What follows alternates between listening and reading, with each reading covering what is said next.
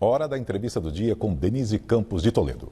E vamos falar agora sobre a reforma eleitoral, as principais mudanças para as próximas eleições já de 2022 e a lei de improbidade administrativa, fusão, recomposição de partidos, fiscalização de urnas eletrônicas. Eu converso com Alberto Rolo, que é advogado especialista em direito eleitoral. Doutor Alberto, boa noite.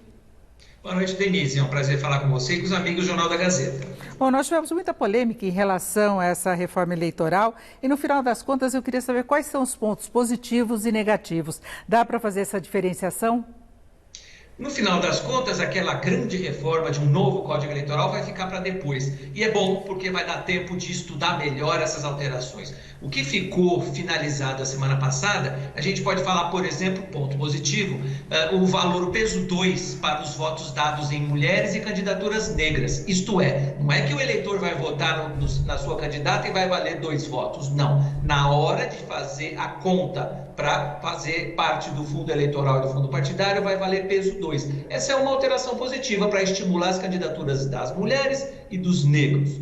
Outra alteração que é importante para os jornalistas, já me falaram, né? Mudança da data da posse para dia 5 de janeiro e 6 de janeiro, porque atrapalhava o Réveillon de todo mundo, quem estava de plantão acabava não aproveitando bem o Réveillon, né? Outra coisa importante, que também ficou finalizada a semana passada, agora, se eu mudar de partido, né? A questão da fidelidade partidária ou infidelidade partidária, se eu mudar do partido pelo qual eu fui eleito, mas com autorização do meu partido, eu não perco mais o mandato. Então, foram 3 pontos daquela emenda constitucional da semana passada. Na segunda-feira passada, teve a derrubada do veto das federações partidárias. Então, valem as federações partidárias para o ano que vem.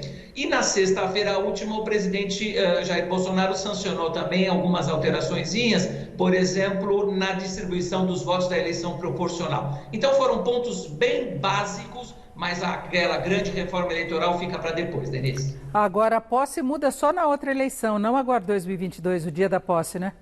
Isso, a partir de 2027. Perfeito. Agora, o que era mais complexo era o Código Eleitoral e esse ficou para depois, né? Sim, porque são 900 artigos, Denise, não dá para aprovar 900 artigos como queria, que na Câmara foram aprovados, né? Como queriam aprovar no Senado em algumas semanas de trabalho, não dá, com pandemia, com CPI, não dá para estudar direitinho. Então é bom que fique para depois, porque aí a gente pode olhar item por item para trazer para a sociedade um Código Eleitoral bom, novo, mas que seja bom. Agora, na questão das coligações, elas não vão ser permitidas, mas os partidos poderão criar federações partidárias, a união de legendas. Isso ajuda os pequenos partidos, mas nós temos aí a provável fusão, e aí é fusão mesmo, de 2 grandes partidos, o DEM e o PSL, não é? A questão da federação de partidos foi um veto que o Congresso derrubou do presidente Bolsonaro a semana passada. Então, o Congresso acabou conseguindo contornar a vedação das coligações. Porque é mais ou menos a mesma coisa. A diferença, Denise, é que coligações valiam só para o momento da eleição. E essas federações vão valer para toda a legislatura. Mas, com certeza, são uma maneira de salvar os partidos nanicos, os pequenos partidos. Aí você fala da fusão. É um assunto que também tem sido discutido e ventilado nos últimos dias. 2 partidos médios ou grandes, mas que de alguma maneira, principalmente o DEM, né, pelas notícias que a gente tem, ficou com medo de, nas eleições do ano que vem, diminuir mais ainda, né? Então, por isso é que interessa a fusão, para que 2 médios se juntem e, de repente, formem um partido grande.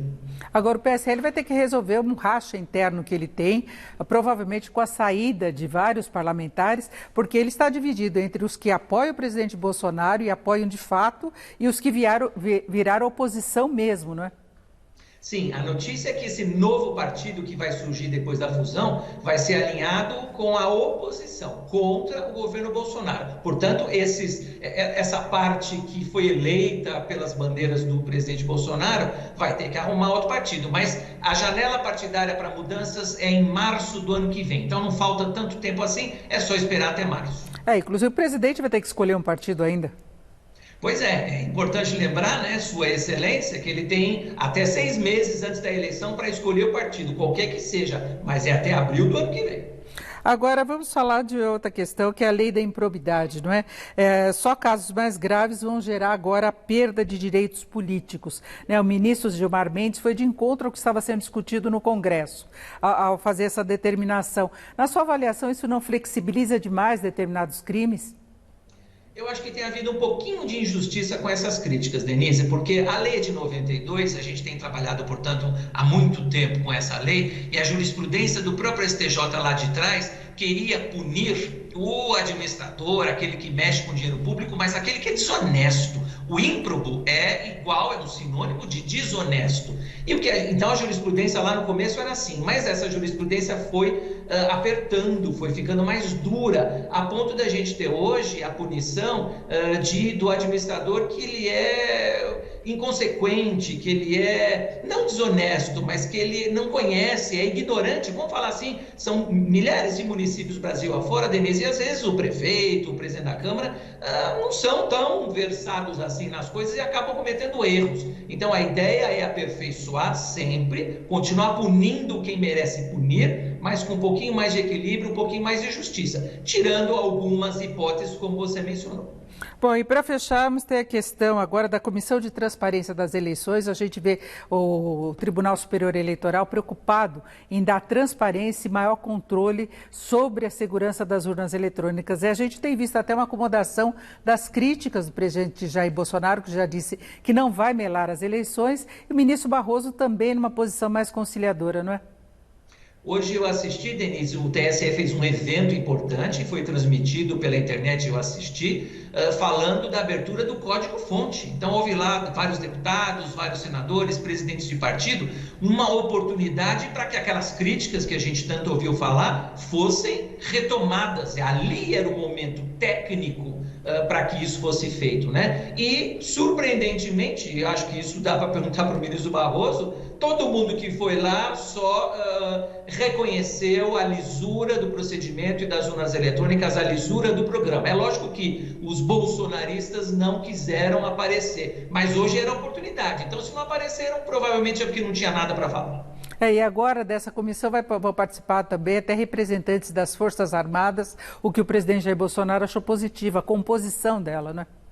Uma composição mista, formada por representantes da sociedade, dos partidos, da Polícia Federal, da OAB, do Ministério Público, das Forças Armadas, ou seja, todo mundo com o mesmo objetivo, mostrar para a sociedade, mostrar para a população que as urnas são 101% seguras, sem ninguém ter dúvida disso.